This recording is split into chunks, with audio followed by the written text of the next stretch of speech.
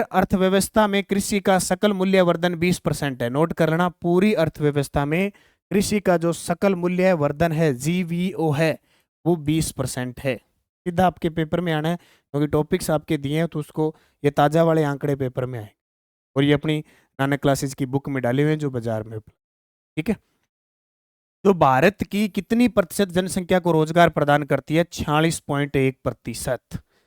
जो समग्र अर्थव्यवस्था में कृषि का सकल मूल्य वर्धन है 20%।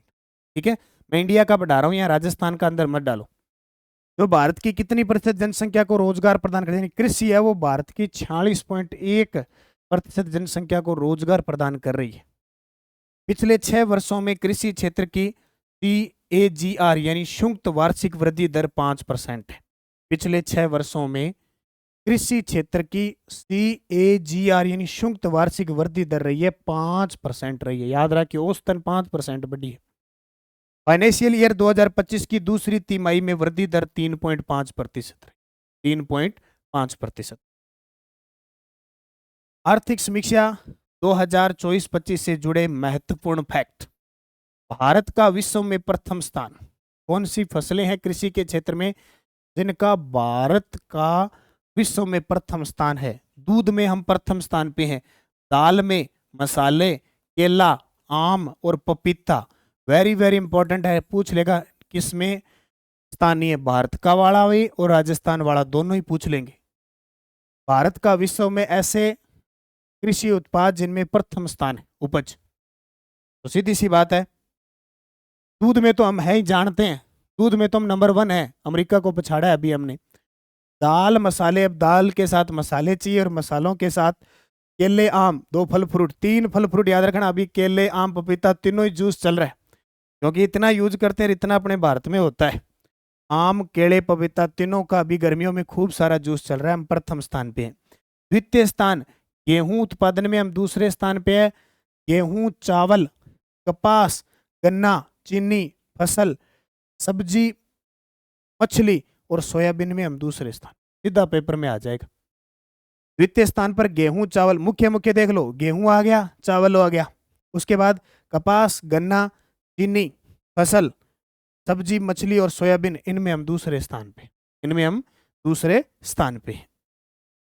बूस्टर डोज देखो, देश की 42.3%, देश की 42.3% जनसंख्या कृषि क्षेत्र पर निर्भर है, जिनमें से 36.3% पुरुष हैं और 64.4% महिला जनसंख्या। एकदम सही आंकड़ा है, जगह जगह आपको बहुत सारे आंकड़े मिलेंगे, ये आंकड़ा आप याद रख लेना, बुक में डाला हुआ है, यहाँ पर डाल रहा हूँ, पेपर में प्रश्न आएगा, ये आंकड़ा आपको मिल जाएगा।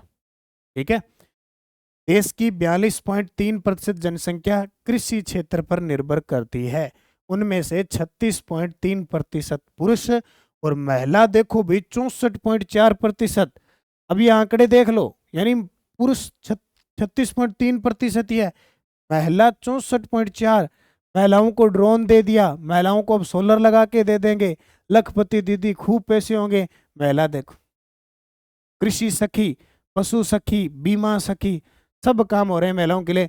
महिलाओं का रुझान खेतों में, लड़के बेचारे दुकानों पे काम कर रहे हैं, कोई कंपनी में काम कर रहे हैं, नौकरी लगने की आड़ में दिन रात भटक रहे हैं, और महिलाएं अब कृषि की तरफ भाग रही। क्या बात है ना। वृद्धि दर, समग्र अर्थव्यवस्था की विगत 10 वर्षों में औसत वृद्धि दर 5.80% हुई है, 5.80% हुई है। कृषि आय में वृद्धि 5.23% की हुई है और गैर कृषि आय में वृद्धि 6.24% की हुई है। आर्थिक समीक्षा 2024-25 की, यानी आर्थिक समीक्षा 2024-25 के अनुसार कृषि आय में वृद्धि हुई है 5.23% की और गैर कृषि आय में वृद्धि हुई है 6.24%। ठीक है, ये ध्यान रखना। खाद्यान्न उत्पादन, कुल खाद्यान्न उत्पादन 332.3 मिलियन टन उत्पादन हुआ है, यानी पिछले एक फाइनेंशियल एक वित्त वर्ष कुल खाद्यान्न उत्पादन 332.3 मिलियन टन उत्पादन हुआ है। याद रखना, वर्ष 2024 में कुल खरीफ खाद्यान्न का उत्पादन 1647.05 लाख मैट्रिक टन हुआ है। वर्ष 2024 में कुल खरीफ खाद्यान्न उत्पादन कितना हुआ है? 1647.05 लाख मैट्रिक टन विगत वर्ष की तुलना में वृद्धि हुई है 89.37 लाख मैट्रिक टन की। कितनी? 89.37 लाख मैट्रिक टन की वृद्धि देखी गई। नोट, औसतन खरीफ उत्पादन से 124.59 MLT टन यानी मिलियन टन उत्पादन अधिक है। याद रखना, औसतन जो खरीफ खरीफ औसतन का मतलब खाद्यान्न अनाज अलग अलग आते हैं तिलहन वगैरह में। औसतन जो खरीफ उत्पादन है 124.59 मिलियन टन उत्पादन अधिक है। वैश्विक अनाज उत्पादन में भारत का योगदान। विश्व के अंदर अनाज उत्पादन में भारत का योगदान है 11.6%।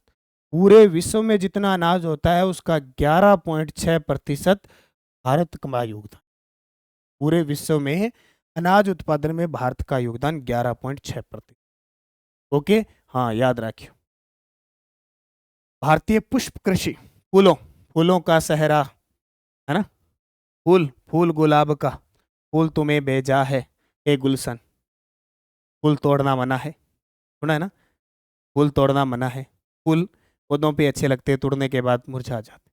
फूल की बहुत महत्वता है। हाँ कोई बात नहीं, कोई बाद में देख लेना कि क्या कि नेटवर्क इशू है अभी, अब मैं कर क्या सकता हूँ। पूरी कोशिश है हमारी तरफ से, ओके है, कभी कभी आ जाता है। भारतीय पुष्प कृषि 2% निर्यात नीति के साथ एक उभरता हुआ क्षेत्र है भारत। पुष्प उत्पादन 19,678 मैट्रिक टन फूल उत्पादन हुआ है पिछले एक साल में। 19,678 मीट्रिक टन फूल उत्पादन हुआ है। प्रमुख निर्यातक देश जिनको हम बेचते हैं, यूएसए, संयुक्त राज्य अमेरिका को हम फूल देते हैं, डोनाल्ड ट्रंप को हम फूल देते हैं, बोले मान जा। नीदरलैंड को, डच जो डची हैं उनको हम फूल देते हैं। संयुक्त अरब अमीरात को तो हम फूल देते हैं। यूके, कनाडा, मलेशिया, ये सब अपने से फूल लेते हैं, सब अपने से फूल लेते हैं। और पुष्प उद्योग से हमें आय होती है 717.83 करोड़ की आय होती है। 717.83 करोड़ की हमें आय होती है। तो हम सबसे ज़्यादा फूल किसको देते हैं? अमेरिका को देते हैं, फिर नीदरलैंड को, संयुक्त अरब अमीरात को, यूएई जिसको हम कहते हैं UAE, UK, Canada, UK, Great Britain, Canada, Malaysia, इन सब को हम फूल देते हैं। ठीक है, ओके। कृषि व संबंधित क्षेत्रों की वार्षिक वृद्धि दर वर्तमान मूल्य पर, वर्तमान मूल्य जो प्रचलित मूल्य होता है, इसमें वर्तमान मूल्य जो प्रचलित मूल्य होता है, वर्तमान मूल्य जो प्रचलित मूल्य होता है, ओके। मत्स्य पालन में 13.67% की वृद्धि हुई है, जो सबसे उच्चतम है। सबसे ज्यादा मत्स्य पालन में खूब मछली पाली है, खूब मछली पाली है। समुद्री इलाका लगता है, एक साइड अरब सागर लगता है, एक साइड बंगाल की खाड़ी लगती है, तो मछली। पशुधन में 12.99% की वृद्धि हुई है। कृषि व संबंधित क्षेत्रों की राज्यवार प्रदर्शन, आंध्र प्रदेश की 8.8% के साथ अव्वल है, मध्य प्रदेश 6.3% है और तमिलनाडु 4.8%। यानी कृषि व संबंधित क्षेत्रों की राज्यवार अगर प्रदर्शन करें तो सबसे ज्यादा आंध्र प्रदेश, फिर मध्य प्रदेश और फिर तमिलनाडु। यानी क्या हुआ है? वृद्धि दर्शाई गई है। आंध्र प्रदेश में 8.8 कृषि व संबंधित क्षेत्र का मतलब फसल, पशुधन, मत्स्य, वानिकी। ओके, याद रखियो। भारतीय बागवानी क्षेत्र, भारतीय बागवानी क्षेत्र, बाग लगते हैं ना, बागों की महकती हुई खुशबू, जहां फल फूल होते हैं, उद्यान होते हैं, वो बाग। भारत एक प्रमुख निर्यातक देश है जो वैश्विक स्तर पर 3460.70 करोड़ रुपए के अंगूर शिपिंग करेगा। अंगूर, आपको पता है अपने राजस्थान में अंगूर सबसे ज्यादा गंगानगर में होते हैं, और अभी अंगूर का माहौल चला गर्मी के अंदर। भारत में अंगूर उत्पादन सबसे ज्यादा महाराष्ट्र में, फिर कर्नाटका में, फिर तमिलनाडु में।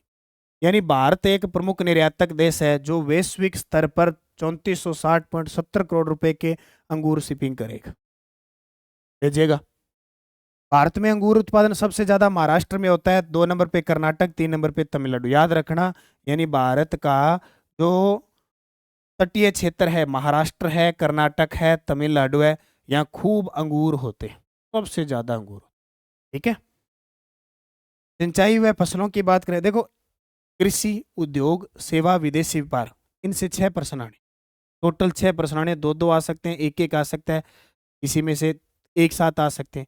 ये सारे मैंने इस बुक में डाले हुए हैं। करंट की जो सेकंड ग्रेड की बुक है ना, 105 पेज से लेकर, ये कृषि हो गया, अगले दिन मैं आपको उद्योग पढ़ाऊंगा, फिर सेवा क्षेत्र वृद्धि हो गया, और फिर विदेशी व्यापार। जो करंट का प्रश्न आएगा ना, इससे बाहर नहीं जाएगा, इससे बाहर प्रश्न नहीं जाएगा, ये आंकड़ा आएगा कोई ना कोई, कैसे आ गए। ये पुस्तक मंगवा लेना, और बाजार में संपूर्ण राजस्थान में उपलब्ध है। फिर भी आप अगर डाक से मंगवाना चाहते हो, 80 580 22 001 इस नंबर पे व्हाट्सअप संपर्क कर लेना, ओनली फॉर व्हाट्सअप संपर्क करके लगाना, ये डाक सेवा है हमारी। वैसे इस पुस्तक का प्राइस बता देता हूँ मैं, नाम मात्र के प्राइस में नानक क्लासेस की बुक आती है, इसका प्राइस है मात्र 111 रुपये, 111। अब क्या होता है कि डाक का खर्चा आता है, इसको जब डाक के पास ले जाते हैं तो इसको तोलते हैं, तोलते हैं, जितना वजन होता है उतनी की डाक टिकट लगती है, वो डाक आ जाती है, ठीक है। और आपके पास 3 से 5 दिन में ये बुक पहुंच जाती है, अगर कोई छुट्टी वगैरह नहीं हो तो। बीच में छुट्टी आ जाती है तो फिर 1 या 2 दिन डिले हो जाती है, ठीक है। हाँ, सिंचाई व फसलें, सिंचाई क्षेत्र की सघनता 154.5%, ठीक है। सिंचाई क्षेत्र की सघनता। सर बुक कैसे मंगवाए, क्या गारंटी है कि किताब से आ जाए? रीना मीणा जी, आपकी क्या गारंटी है कि आप पूरे 100 साल जियोगे? मेरी क्या गारंटी है कि मैं 100 साल जीऊंगा? आरपीएससी की क्या गारंटी है कि वो विदेशी व्यापार से प्रश्न देगा कृषि से? कोई गारंटी होती है? इंसान की गारंटी नहीं है। अपने तो कर्म करना है, फल तो जैसे क्वेश्चन आएगा मिल जाएगा, हम पूरी कोशिश करेंगे। रीमा मीणा, इतना ही सोच लो कि क्या गारंटी, आप मुझे ये गारंटी लिख के दे दो कि मैं 100 साल जीऊंगी, एक दिन भी मेरा कम नहीं होगा। मुझे गारंटी दे दो कि सिलेबस में जितना आता है ना, उस सिलेबस से प्रश्न आता ही आता है। गारंटी दे दो कि आरपीएससी कभी चीटिंग नहीं करती है, जो देती है सिलेबस में से वही देती है। ये गारंटी दे दो, मैं गारंटी ले लेता हूँ। हमारा काम है कर्म करना, कर्म करो फल की इच्छा मत करो, पूरा कर्म कर रहे हैं, 100% आपको इतना मैटर दे रहे हैं। और अभी स्थिति ये बनी हुई कि बॉर्डर के पास रहकर नेट इतना बड़ी मुश्किल से चल रहा है, लाइट नहीं है, अभी इन्वेटर पे चल रहा है, फिर भी आपको चीज दे रही है। बुक तो आएगी रीमा मीणा, बुक तो आएगी, चाहे आप महाराष्ट्र में मंगवा लो, चाहे आप दुबई में जाके मंगवा लो, चाहे आप अरुणाचल प्रदेश में मंगवा लो, चाहे आप लद्दाख में मंगवा लो, बुक आएगी। बुक आएगी 3 से 5 दिन में, इससे ज्यादा नहीं जाएगी। नहीं आए, ज्यादा से ज्यादा 5 से 7वां दिन लास्ट हो सकता है, कोई डाक वाला नहीं दे, घर पे जाके दे आएंगे। और बोलो, ठीक है। सिंचाई क्षेत्र की सघनता है 154.5%। उच्च सिंचाई कवरेज राज्य पंजाब 98% सिंचाई होती है, फसलों से सिंचाई होती है। हरियाणा 94% सिंचाई से फसलें तैयार होती है, कृषि होती है, मतलब सिंचित नहरों से, तालाबों से, कुओं से, उससे। उत्तर प्रदेश 84%, ठीक है। हमारे से बुक निकल गई, डाकिया देगा देगा, डाक बीच में नहीं जाती, वापस आ सकती है लेकिन बीच में नहीं रहती। उस पर क्यूआर कोड लिखा होगा, उस पर क्यूआर कोड लिखा होगा, और आपको ट्रैकिंग सिस्टम दिया जाएगा, आप ट्रैक करें बुक को, ठीक है। उच्चतम सिंचाई कवरेज राज्य यानी पंजाब 100 में से 98% फसल कृषि के लिए सिंचाई का प्रयोग करते हैं। फिर हरियाणा, फिर उत्तर प्रदेश। निम्न सिंचाई कवरेज झारखंड और असम वाले 20% से कम ही सिंचाई वाले। नोट, भारत विश्व के सिंचित क्षेत्र का 8% रखता है। पूरे विश्व में जो सिंचित फसल होती है उसका 8%, पूरे विश्व के अंदर कृषि सिंचित होती है उसका 8%। सिंचित का मतलब एक होती है सिर्फ और सिर्फ वर्षा के पानी पर निर्भर करती है, बारिश हुई तो फसल होगी, नहीं तो नहीं होगी। सिंचाई होती है कुओं से, तालाबों से, नहरों से, झरनों से, ठीक है। जो अमेरिका अमेरिका 68.6% और चीन 13.7% की तुलना में कम है, यानी अमेरिका लगभग 70% सिंचाई कृषि करता है, चीन 13.7% करता है, और हमारा भारत 8% ही करता है, देख लो, ठीक है। सिंचाई क्षेत्र की कवरेज सकल फसली क्षेत्र 50.3% से बढ़कर 55% हो गई है। लगातार वैसे फसली क्षेत्र है वो बढ़ता जा रहा है, यानी पूरे भारत के अंदर सिंचाई की कवरेज है वो 49.3% से अब बढ़कर कितनी हो गई है, 55% हो गई। अरे भाई बुरा मत मानना कोई भी, वैसे मैंने आपको बताया था, जैसे एक विद्यार्थी ने कहा तो मैंने आपको कह दिया। पशुधन, अब कृषि के अंदर पशुधन आता है उत्पाद के अंदर, पशुधन क्षेत्र कुल जीएवी की का 5.5% है। याद रखना, पशुधन क्षेत्र कुल सकल जो उत्पाद है जो है उसका कितना योगदान है, ठीक है। सकल मूल्यवर्धन है उसका 5.5% है, जो कितने प्रतिशत वृद्धि को दर्शाता है? 12.99% वार्षिक वृद्धि को दर्शाता है। कृषि क्षेत्र में पशुधन का योगदान 30.23% है, ये बता दिया। सबसे ज्यादा फसल का होता है, फसल का है 56%। 2 नंबर पे पशुधन का योगदान है 30.23%। द्वितीय स्थान पे है, यानी फर्स्ट स्थान पे तो कौन आ गया? फसल। फर्स्ट स्थान पे तो फसल आ गई 56% और द्वितीय स्थान रखता है पशुधन। वर्ष 2023 में पशुधन उत्पादन मूल्य 17.25 लाख करोड़ है, यानी 205.81 बिलियन डॉलर का उत्पादन हुआ है पशुधन के अंदर। दुग्ध उद्योग 11.16 लाख करोड़ रुपए, 133.16 बिलियन डॉलर का दुग्ध उद्योग उत्पादन हुआ है। और हम टॉप पे हैं विश्व के अंदर दूध उत्पादन। हम सबसे ज्यादा दूध अरब देशों को बेचते हैं। सबसे ज्यादा दूध हमारा कहाँ जाता है? अरब देशों को जाता है, ये आपको पता होगा। अरब वाले हमें तेल देते हैं, हमें वो तेला देते हैं, हम उनको दूध देते हैं। हाँ बिल्कुल रीना मीना, विश्वास नानक क्लासेस पे, और इतनी गजब की डिलीवरी है कि बुक आएगी 100%।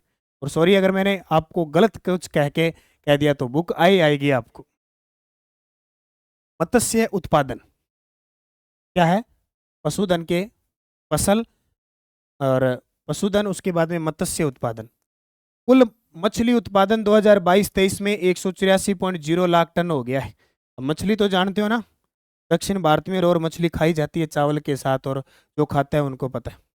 सर पल्लू में बुक नहीं भाई, वो तो बुक स्टोर वालों को कहना पड़ेगा, आई नहीं, ठीक है। मछली खाते हैं, खाद्यान्न है, ओहो खाद्यान्न क्या लोग खाते हैं? व्यवसाय होता है, वस्तुएं, बहुत सारी वस्तुएं बनती है मछलियों से। दक्षिण भारत जाओगे ना, पता लग जाएगा आपको। दक्षिण भारत जाओगे आपको पता लग जाएगा कि मछलियों का क्या होता है। जगह जगह ऐसे पड़ी है जैसे अपनी सब्जी पड़ी होती है ना, सब्जी, आलू, टिंडा, मटर, टमाटर, गोभी, भिंडी, वहाँ ऐसी होती है अलग अलग प्रजाति की, अलग अलग प्रजाति, क्योंकि उनका खान पान ही वही है।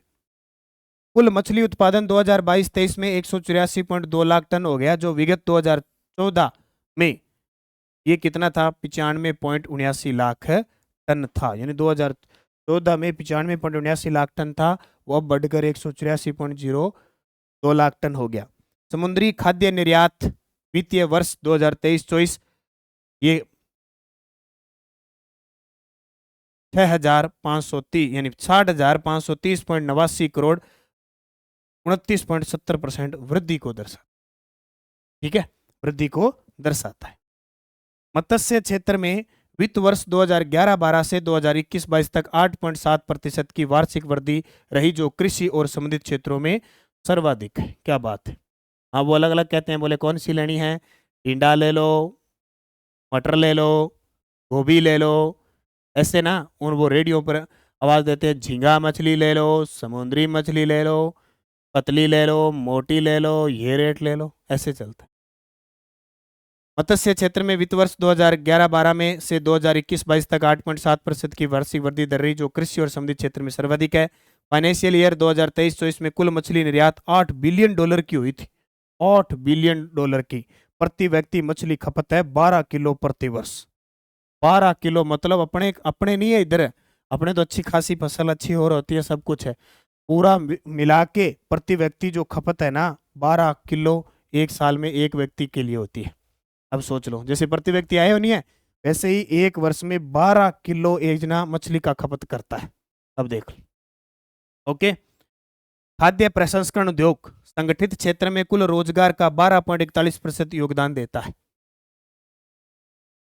संगठित क्षेत्र में कुल रोजगार का 12.41% योगदान देता है। 2024 में कृषि खाद्य निर्यात 46.14 बिलियन अमेरिकी डॉलर है। कृषि खाद्य निर्यात भारत के कुल खाद्य निर्यात का कितने प्रतिशत है? 11.7%, ठीक है।